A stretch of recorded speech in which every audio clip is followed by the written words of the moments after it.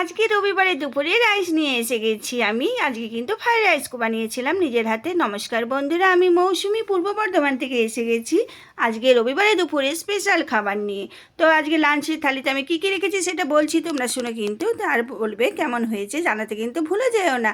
তো আজকে দেখো আমি এখানে প্রথমে রাইসটাকে লাভ আকারে সাজিয়ে নিয়েছি, তারপরে একটা ধনেপাতা দিয়েছি আর স্যালাড দিয়ে দিলাম। স্যালাডের মধ্যে শসা আর পেঁয়াজটাই রেখেছি। তারপরে আজকে তোমার করে নিয়েছিলাম পটল ভাজা। সেই পটল ভাজা ছোট ছোট বলে 4 পিস দিলাম। পটল ভাজাটা না দিলেও হতো, কিন্তু থালাটা ফাঁকা লাগবে বলে দিলাম।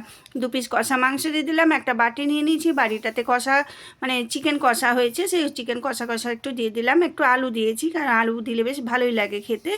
একটা আলু দিলাম আর 4 পিস আরও ওতে চিকেন দিয়ে দিলাম।